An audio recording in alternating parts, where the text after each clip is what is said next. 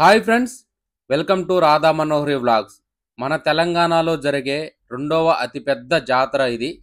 దీన్ని పెద్దగట్టు జాతర అని, దూరాజుపల్లి జాతర అని, గొల్లగట్టు జాతర అని భక్తులు పిలుచుకోవడం జరుగుతుంది. ఇది సూర్యాపేట జిల్లాలో ఉంటుంది. సూర్యాపేట పట్టణానికి 2 కిలోమీటర్ల డిస్టెన్స్లో ఉంటుంది. ప్రతి 2 సంవత్సరాలకోసారి ఈ జాతరను నిర్వహించడం జరుగుతుంది. తెలంగాణ రాష్ట్రం నుంచి మరియు ఆంధ్రప్రదేశ్ నుంచి, మహారాష్ట్ర నుంచి, ఛత్తీస్గఢ్ నుంచి యాదవ సోదరులు భక్తులు ఈ స్వామివారిని దర్శించుకోవడానికి వస్తూ ఉంటారు. 4 రోజుల పాటు అంగరంగ వైభవంగా ఈ జాతరను నిర్వహించడం జరుగుతుంది. తెలంగాణలో జరిగే రెండో అతిపెద్ద జాతర ఇది కాబట్టి తెలంగాణ రాష్ట్ర ప్రభుత్వం కూడా ఈ జాతర పట్ల ప్రత్యేకమైన శ్రద్ధ వహించి వేలాది మంది పోలీసుల సహాయంతో ఈ జాతరలో ఎటువంటి ఇబ్బందులు తలెత్తకుండా భక్తులకు అసౌకర్యాలు రాకుండా చూసుకుంటూ ఉంటుంది. ఈ జాతరలో మనం గొప్పగా చెప్పాల్సిన విషయం ఏంటంటే, ఎవరైతే ఈ జాతరకు వచ్చి స్వామివారిని చూసి మొక్కుకుంటారో మళ్ళీ వచ్చే జాతర టైం కల్లా వాళ్ళ కోరిక తప్పనిసరిగా నెరవేరు తీరుతుందంట.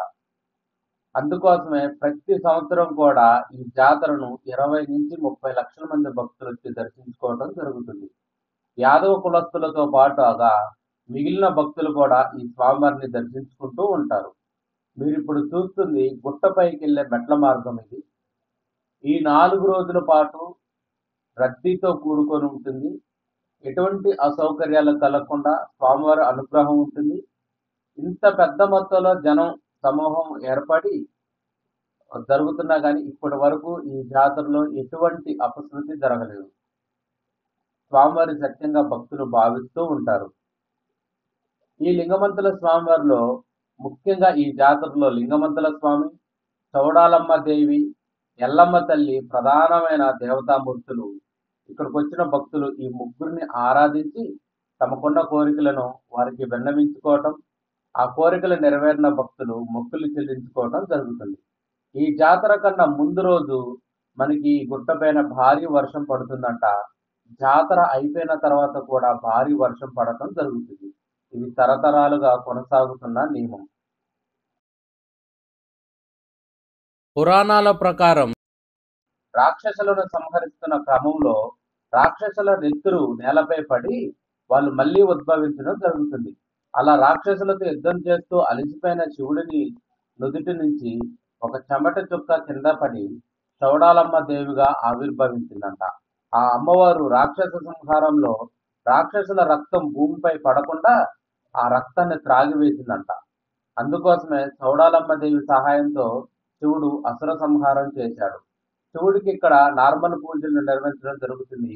అమ్మవారికి భారీ ఎత్తున బలి కార్యక్రమం అనేది జరుగుతుంది.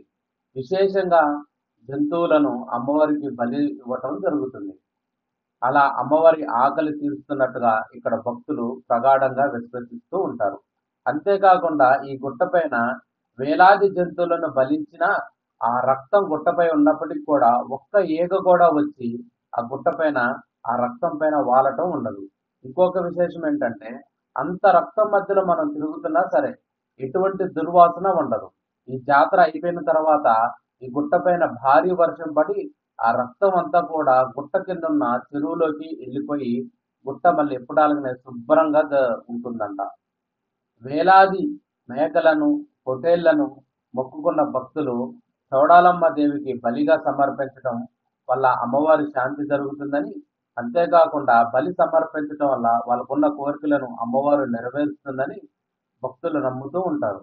మీరు ఇప్పుడు చూస్తున్నారు కదా, ఈ 4 రోజుల్లో గుట్టపైన ఎక్కడ చూసినా ఇలాంటి రక్తం, జంతువుల కళేబరాలే మనకు కనిపిస్తూ ఉంటాయి. లక్షలాది మంది భక్తులు తరలి వస్తుంటారు. వేలాది ఏటపోతులను అమ్మవారికి బలిగా సమర్పిస్తూ ఉంటారు. కానీ ఎటువంటి దుర్వాసన ఉండదు. ఆ రక్తంపై ఒక్క ఈగ, క్రిమి కీటకాలు వాలటం అనేది కూడా ఉండదు. 4 రోజుల పాటు నిర్విఘ్నంగా ఈ బలి కార్యక్రమం జరుగుతుంది.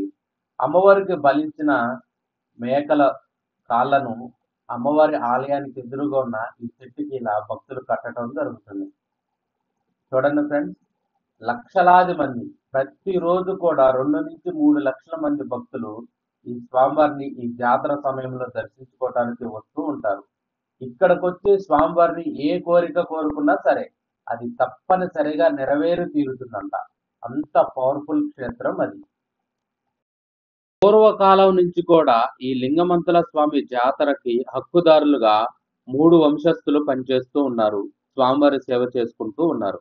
ఈ వంశస్థులు గొర్ల వంశం, మొన్న వంశం, మొంతబోయిన వంశస్థులు స్వామివారి సేవలో స్వామివారి ఆలయంలో పూజారులుగా ఉంటూ తరతరాలుగా ఈ స్వామివారిని సేవించుకుంటూ ఉన్నారు. ఈ 4 రోజుల పాటు ఓలింగా ఓలింగా అనే శబ్దంతో ఈ గుట్ట మారుమోగిపోతుంది. భక్తుల కోలాహలం చూడండి ఫ్రెండ్స్. ప్రతి ఒక్క భక్తుడు ఇక్కడికొచ్చి స్వామివారిని ఆనందంతో దర్శించుకోవటం జరుగుతుంది. ఎందుకంటే క్రితం జాతరలో వాళ్ళు ఏదైతే స్వామివారికి వాళ్ళ కోరికను విన్నవించుకుంటూ ఉంటారో ఆ కోరిక తప్పనిసరిగా నెరవేరు తీరుతుందంట. అందుకోసమే ప్రతి సంవత్సరం కూడా లక్షల మంది భక్తులు ఈ ఆలయాన్ని దర్శించుకోవటం జరుగుతుంది.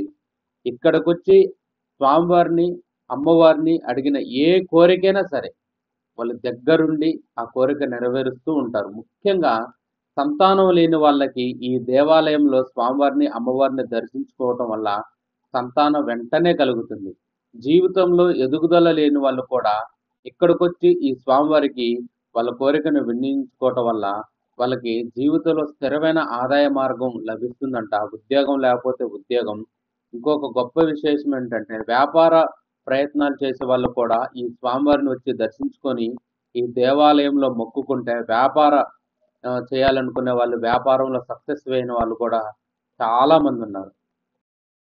కోరికలు తీర్చే లింగమంతల స్వామి, ఆయన సోదరి చౌడాలమ్మ దేవి చాలా శక్తివంతమైన దేవతామూర్తులుగా భక్తులు భావించడం జరుగుతుంది.